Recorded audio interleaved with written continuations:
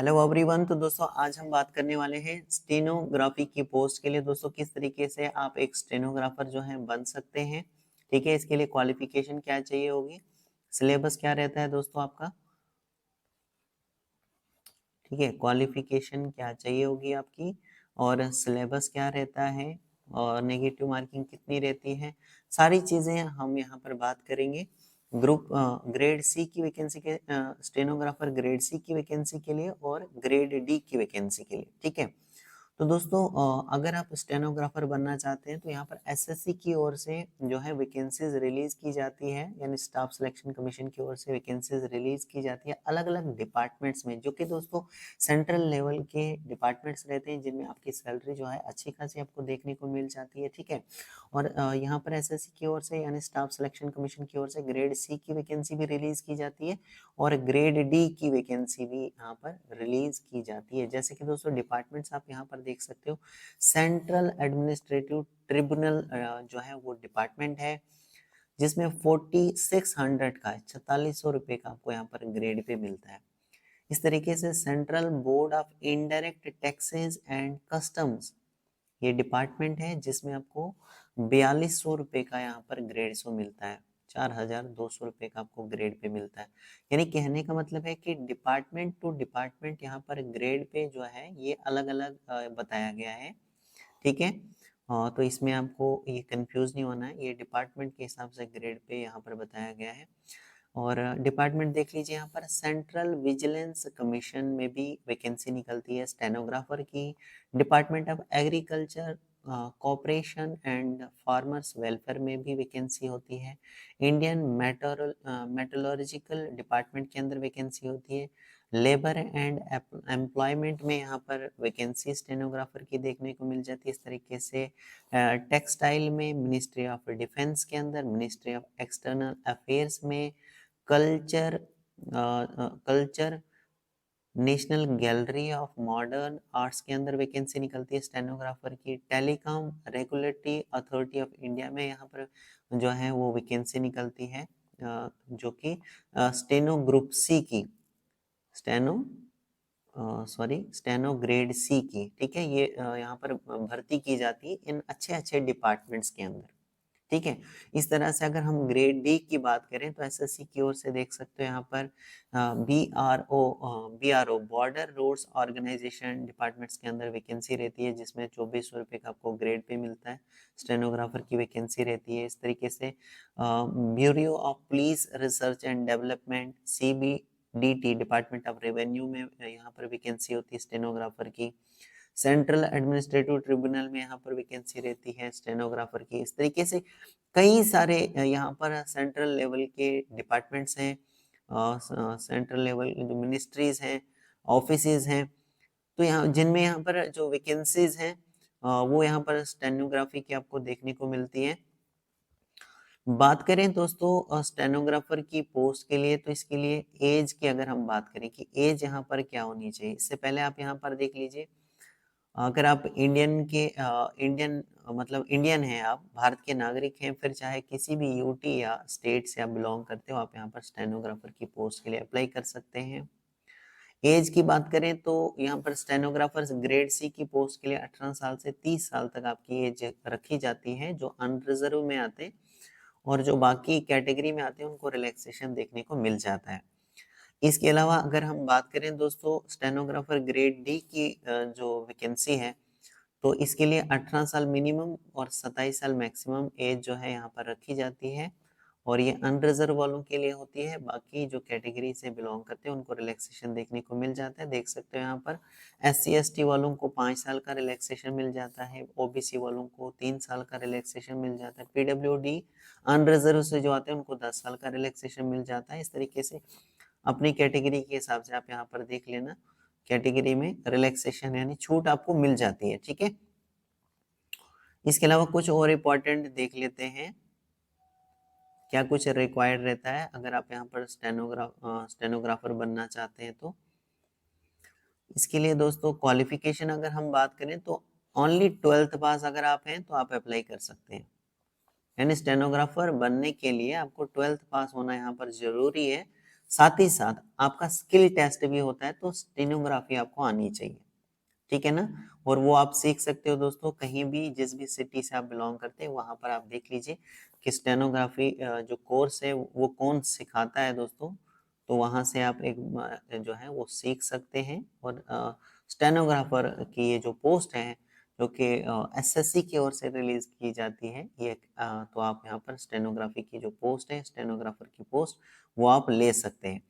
Apply किस तरीके से आपको करना है, ऑनलाइन मोड से आपको अप्लाई करना है। अगर एसएससी की ओर से यहाँ पर आप जो स्टेनोग्राफर की पोस्टें निकलती हैं, अगर इसमें आप अप्लाई करते हो तो आपको एसएससी की ही वेबसाइट पर जाना होता है। यहाँ पर एसएससी की वेबसाइट बताई गई है ssc.nic.in, तो यहाँ पर आपको इसी की वेबसाइट पर जाना होता है एसएससी की, और यहाँ से ऑनलाइन मोड से अप्लाई करना होता है।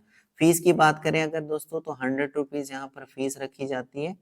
और ये जो 100 रुपीज़ है ये अनरिजर्व में जो भी कैंडिडेट आते हैं यूआर यानी अनरिजर्व जो कैटेगरी से बिलोंग करते हैं उनको यहाँ पर 100 रुपीज़ पे करना होता है। बाकी जो वुमेन कैंडिडेट्स हैं और जो SC ST से बिलोंग करते हैं, PWD से बिलोंग करते हैं, ESM एक्स सर्विसमैन से जो बिलोंग करते हैं, उनको किसी भी तरह की फीस यहाँ पर चार्ज नहीं की जाती, यानी कि फ्री ऑफ कॉस्ट वो एप्लीकेशन फॉर्म को सबमिट कर सकते हैं। और इसके अलावा जो अनरिजर्व कैटेगरी से आते हैं उनको 100 रुपीज़ पे करना होता है, और आप 100 रुपीज़ जो है वो भीम UPI से कर सकते हो, नेट बैंकिंग से पे कर सकते हो, by using visa, master card, maestro, rupee, credit या फिर डेबिट कार्ड से आप ये जो 100 रुपीज़ है ये आप पे कर सकते हो, ठीक है।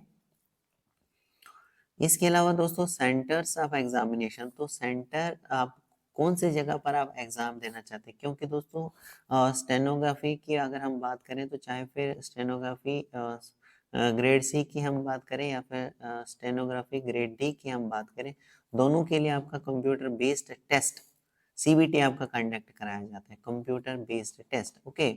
और ये जो कंप्यूटर बेस्ड टेस्ट है इसके लिए आपको सेंटर जो है एप्लीकेशन फॉर्म में बताना होता है, प्रेफरेंस जैसा देना होता है आपको कि कौन सी जगह पर आप एग्जाम देने के लिए जा सकते हो, ठीक है। तो आपकी अपनी जो भी स्टेट या यूटी है वहाँ पर आपको सेंटर्स मिल जाएंगे वैसे, लेकिन आप अपनी चॉइस के हिसाब से भी डाल सकते हो जहाँ पर भी आप जा सको, ठीक है। तो यहाँ पर ये लिस्ट बताई गई है।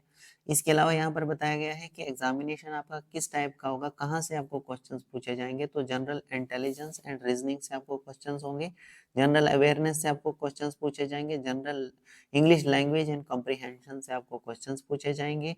ऑब्जेक्टिव टाइप का ये क्वेश्चन पेपर आपका सेट किया जाएगा, ऑब्जेक्टिव टाइप मल्टीपल चॉइस के उसमें क्वेश्चंस होंगे। और ये जो है क्वेश्चंस दोनों इंग्लिश और हिंदी में सेट किए जाएंगे, जिसमें आपको मर्जी है उसमें आप आंसर दे सकते हो, लेकिन किसी क्वेश्चन का अगर गलत आंसर देते हो तो 1/3 के जो आपके मार्क्स है वो आपके काटे जाएंगे, तो ध्यान से आप वहाँ पर आंसर चूज कीजिएगा। इसके अलावा यहाँ पर सब टॉपिक्स बताया गया है, जैसे जनरल इंटेलिजेंस एंड रीजनिंग जो है इसमें आपको क्या क्या चीज़ें अंदर से तैयार करनी है, जैसे कि arithmetic reasoning, verbal and figure classification, arithmetical number series, non verbal series, इस तरीके से आपको ये सारी जो चीज़ें हैं ये तैयार करनी है, यानी ये सिलेबस बताया गया है क्या क्या आपको तैयार करना है इस तरीके से। जनरल अवेयरनेस में भी आप देख सकते हो क्या क्या आपको तैयार करना होता है, तो आप पूरा प्रिपेयर होके फिर यहाँ पर एग्जामिनेशन में बैठते हो। जब आपका CBT क्लियर हो जाता है, कंप्यूटर बेस्ड टेस्ट जब आपका क्लियर हो जाता है, फिर आपको यहाँ पर बुलाया जाता है स्किल टेस्ट देने के लिए, ठीक है। और स्किल टेस्ट में आप तभी यहाँ पर अपीयर होते हो जब आपने स्टेनोग्राफी सीखी होती है। मैंने आपको ऑलरेडी बताया दोस्तों, आपको 12th के साथ साथ आपको स्टेनोग्राफी यहाँ पर आनी चाहिए, तभी जाकर एक स्टेनोग्राफर आप बन सकते हैं, इस पोस्ट को आप ले सकते हैं।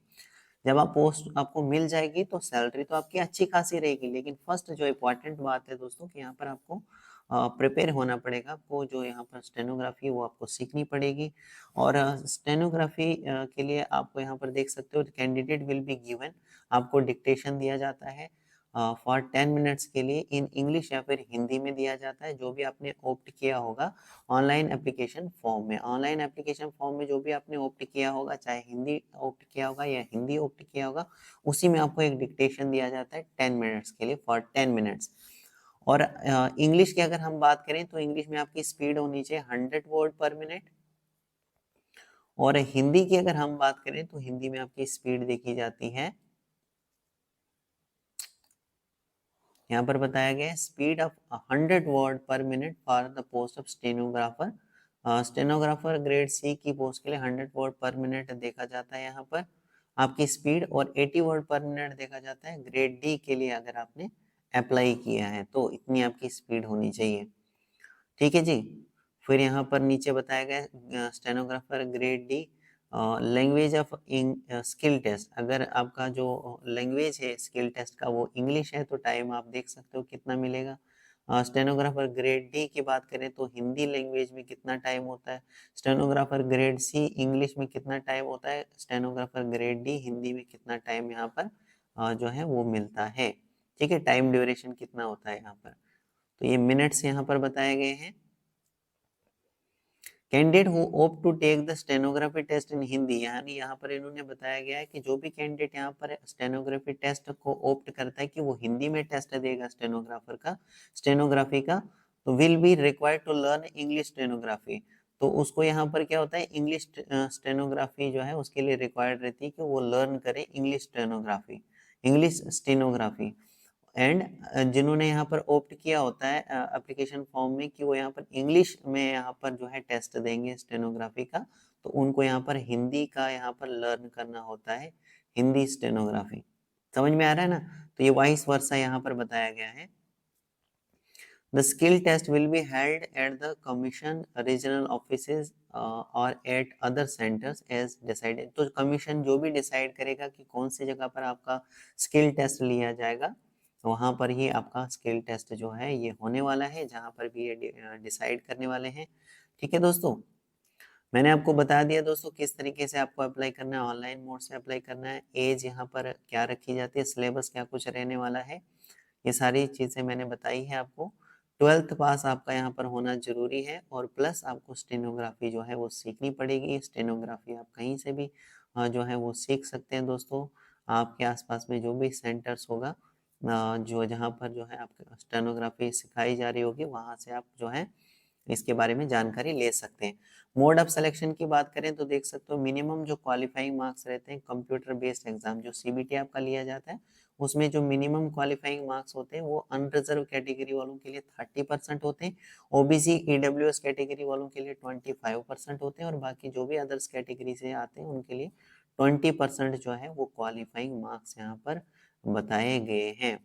ठीक है दोस्तों, तो होप करता हूँ दोस्तों कि आपको ये जो वीडियो है ये हेल्पफुल लगी होगी। तो इसी तरह की अगर आपको वीडियो हेल्पफुल लगी है और इसी तरह की जो इन्फॉर्मेटिव वीडियोस हैं अगर आप चाहते हैं तो चैनल को सब्सक्राइब करके रखें और बेल आइकन पर प्रेस करके रखें दोस्तों, ताकि इसी तरह की और भी जो इन्फॉर्मेटिव वीडियोस हैं उनका नोटिफिकेशन आपको सबसे पहले रिसीव हो सके। दोस्तों आप सबका बहुत बहुत थैंक यू।